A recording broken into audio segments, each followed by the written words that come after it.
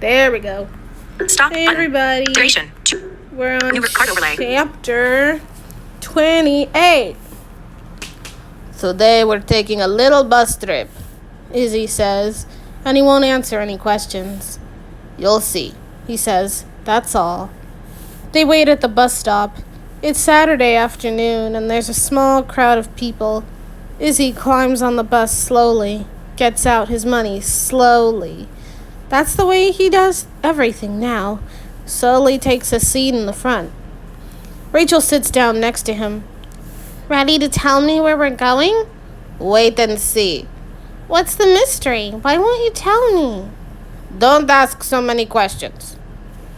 They get off on Richardson Avenue on the west side of the city, way down near an old, half-ruined street stuck between the interstate highway and the university. Izzy leads the way past big, old square houses with lines of washing strung across the porches. They pass boarded-up stores, an empty lot littered with rubble and papers, a bar with a blue neon sign, a small, dank-looking factory. They turn on to West Creek Street. The street is divided by Clearbrook Creek. One lane on one side, one lane on the other. At Fulmer Avenue, the first crossing of the street, the creek flows under a small, arched bridge. He stands on the bridge, looking down the embankment. Its steeply sloping sides are overgrown with sumac and knotweed. Now Rachel gets her first glimmer of what's going on. Grandpa, did you build this bridge? Izzy holds up his hand, silences her. He examines the wall on one side, then crosses to the other side and does the same thing. What are you looking for? They walk down West Creek Street until the next cross street, where there's another bridge. This time, Izzy goes cautiously down the embankment so that he can take a closer look at the wall. He does this on both sides of the bridge. All along West Creek Street, the creek is bridged, and at each bridge, Izzy stops, scrambles slowly sideways on the embankment, and examines the walls. Rachel is afraid he'll slip and follows him, staying close. He's getting short-winded and tired. Why can't you tell me what's going on? Can't I do something to help? No. He won't say anything else. It's not until they're on the bus again going home that he remarks, I worked on every one of those bridges. I know that, Grandpa. You told me. Well, you don't know everything. You don't know I left something there on one of them, do you? Left my handprint. A little smile crosses his face. Put my hand into the wet cement. One of those bridges. I don't remember which one. I used to know. He looks out the window. He's silent for a long time. Then he says, 5 fingers in the mud and my initials. I.S. Louis, if you were going to leave your mark, what would it be? Rachel says. If you could do one thing you knew was going to be around years later, something that said Louis was here. He leans back in his booth. It could be anything. They're at Poppy's diner again, before Rachel goes to work. Anything signifying you. The essential me? A flapping mouth. You don't talk that much. Do you think you talk a lot? To you, I do. Yes, but sometimes, Louis, when we're with Helena and Mikey, you don't say a word. 'Cause I'm looking at you, he sings, and he catches Rachel's hand under the table. Poppy comes over with their order. Rice pudding in big blue bowls. This is great, Louis says to Poppy. His hands are now folded on the table. Just made it fresh. Rachel tells Louis about her experience with Izzy. We went all up and down the street. We probably looked at every bridge, 10 of them at least. You know what I think, Louis? I think he left his handprint the way an artist signs a painting. You mean this is my work and I'm proud of it? Good theory. Are you going to finish your pudding? She takes another spoonful, shoves the bowl over to him. I think it's more than a theory. I mean, it is a theory. I can't prove it, but I really, really believe it. Why don't you ask your grandfather why he did it? If you knew him, Louis, sometimes I think I do. You talk about him so much. You can ask Izzy things, but Izzy only helps or tells what Izzy wants to tell you. Let's stop someplace, Grandpa, Rachel says. They're out. It's cold today, and Izzy's face is suddenly covered with sweat. I've got my pay in my pocket. I'll treat you to an ice cream. Too cold for ice cream. Okay, I'll treat you to a sandwich. I'm not hungry. She takes another look at him. His lips are pale, trembling with the effort of breathing.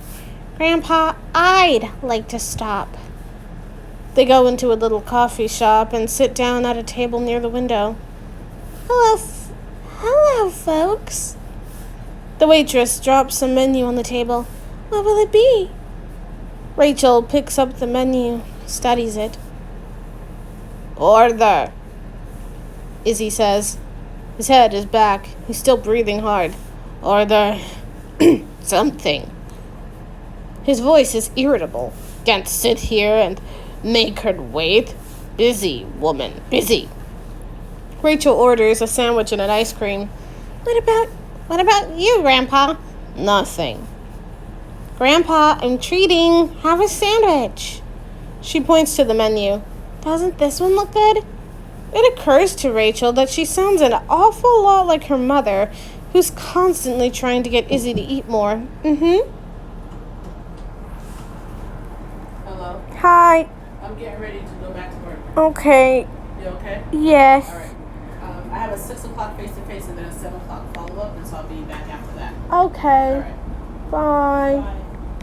You're good? Yes. Shirley is disturbed by his loss of weight, and on Sundays, when they're all together, she keeps up a running patter about food, urging him to eat the little delicacies she's fixed for him. And now he says, just as on Sunday, I have no appetite. Have some ice cream then. Who needs an appetite to eat ice cream? Rachel argues. Meanwhile, the waitress is standing patiently by the table with her pad in hand.